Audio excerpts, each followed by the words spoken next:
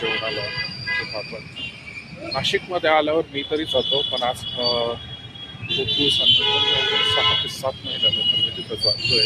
इकडे KBT circle आहे आणि एक्झॅक्ट त्याच्या समोर इकडे जिहान सर्कल आहे. जिहान सर्कल का कोणतं एक सर्कल आहे, तो सर्कल या साईडला आहे.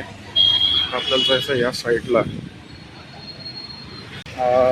माझा मित्र लोकेश जो बोलला होता की मी सुद्धा तू खूप नाशिकला गेल्यावरती खूप एन्जॉय करणार आहे, पण असं नाही आहे. नाही, केबीटी सर्कल आल्यावरती हा पहिला चौक आहे बघा. इथं मला नाव नाही माहिती हा कोणता आहे. इथं खूप असं हे राहतं, रश राहते. हा पहिला चौक आहे इथं, आणि ह्या चौकाच्या एक्झॅक्ट समोरनं हे इकडे या साईडला हे जे हॉस्पिटल आहे निकम आहे, निकम हॉस्पिटलच्या एक्झॅक्ट समोर हे हॉटेल आहे, व्हेज नॉनव्हेजचे. आणि इथं मी आलो होतो. दुसऱ्याच्या अगोदर दुकानात जायच्या अगोदर स्मेल येते ना, ती एकदम माइंड ब्लोईंग आहे. ही आहे हॉटेल आस्वाद मटन भाकरी, निकम हॉस्पिटलच्या एक्झॅक्ट समोर. छोटंसं शॉप आहे इकडं, आणि इकडं हात धुण्यासाठी आणि काउंटर आहे, आणि असं एक छोटासा एरिया आहे.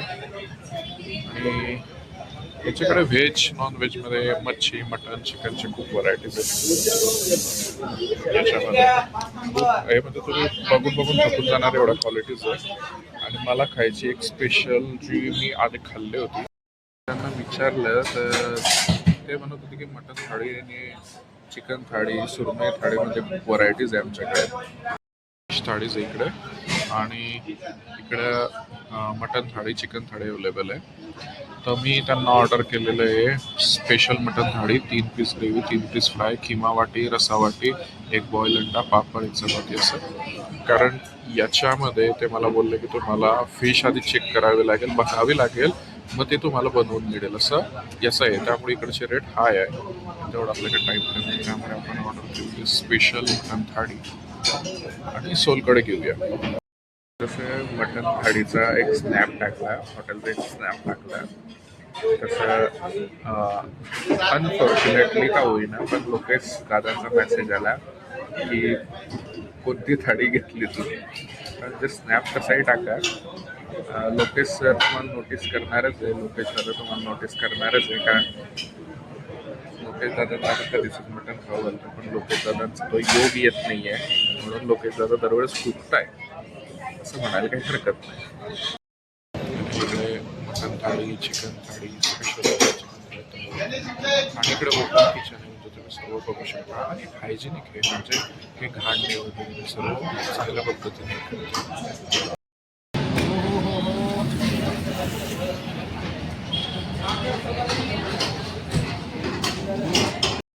स्पेशल मटन थाळी आहे.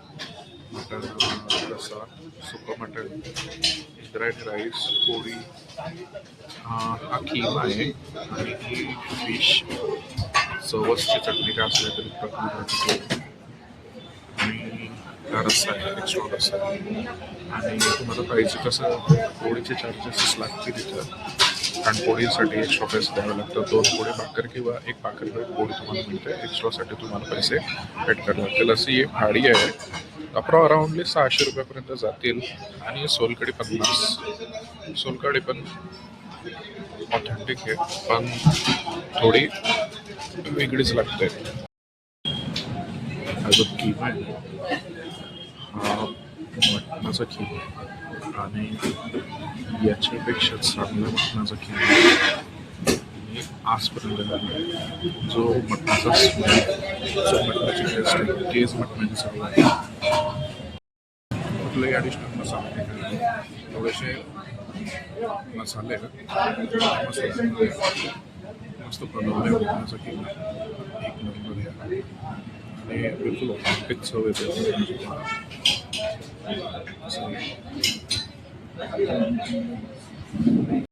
आणि माझं जेवण झालं आहे, आणि हा आहे हॉटेलचा पत्ता, आणि माझं बिल आहे. तर एक नंबर होती, सर्व ऑथेंटिक होतं, ऑथेंटिक टेस्ट होती.